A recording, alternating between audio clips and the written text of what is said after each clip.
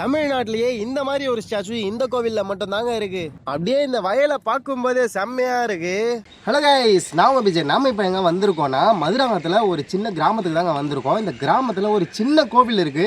ஆனால் இந்த சின்ன கோவிலையே எவ்வளோ பிரம்மாண்டமாக கட்டியிருக்காங்க அப்படின்னு சொல்லி தான் நம்ம இப்போ இந்த வீடியோவில் உங்களுக்கு காட்ட போகிறேன்.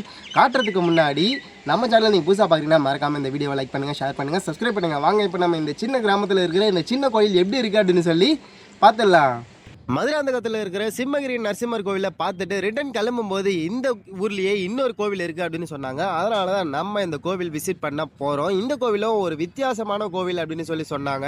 அந்த கோவில் எப்படி இருக்குது அப்படின்னு சொல்லி பார்க்கலாம் அப்படின்னு சொல்லி தான் இந்த கோவில் பார்க்க போகிறோம். இதுவும் நரசிம்மரோட கோவில் தான். ஆனால் இந்த கோவில் எப்படி இருக்கும் அப்படின்னு சொல்லி நான் சத்தியமாக எதிர்பார்க்கவே இல்லை. நான் நினச்சதை விட ரொம்ப ரொம்ப பயங்கரமாக வேற லெவலில் இருக்குது. வாங்க இப்போ நம்ம அப்படியே இந்த கோவிலுக்குள்ளே போய் பார்க்கலாம் எப்படி இருக்குன்னு. கோவில் பார்த்தோன்னா மூடி தான் இருந்தது. ஆனால் நம்ம சென்னையிலேருந்து வரோம் அப்படின்னு சொன்னதுனால கோவில் பார்க்க நம்மள உள்ள அலோ பண்ணாங்க. உள்ள வந்ததுமே இங்க ஒரு பிரம்மாண்டமான ஹனுமான் ஸ்டாச்சு இருக்கு. பார்க்கவே சூப்பரா இருக்கு. சூப்பரா செதுக்கி இருக்காங்க இந்த ஹனுமான் ஸ்டாச்சுவை.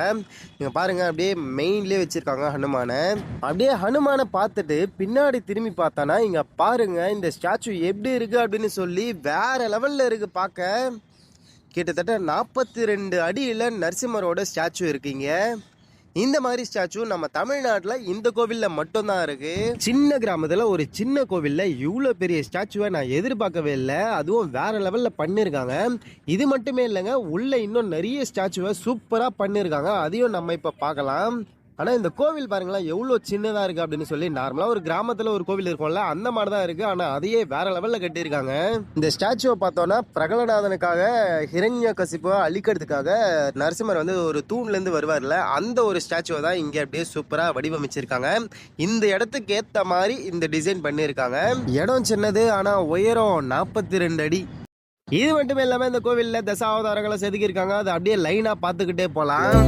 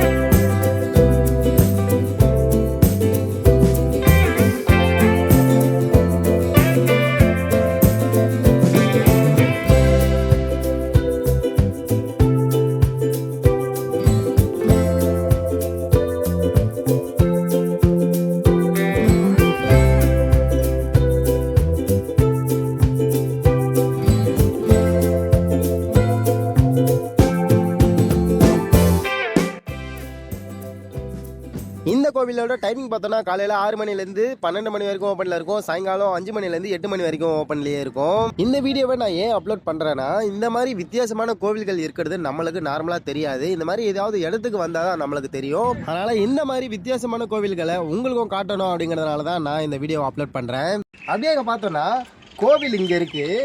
இந்த கோவிலுக்கு எதிரிலேயே பார்த்தோன்னா இந்த பக்கம் ஃபுல்லாக அப்படியே வயல்களாக இருக்குங்க. அப்படியே ஒரு பியூர் நேச்சரை நம்ம வைப் பண்ணலாம். செம்மையாக இருக்குது இந்த வியூ. இப்படி பார்க்குறதுக்கு அப்படியே பச்சை பசேல்னு இந்த வயல்கள் தெரியுது. சூப்பராக இருக்குங்க இந்த வியூ.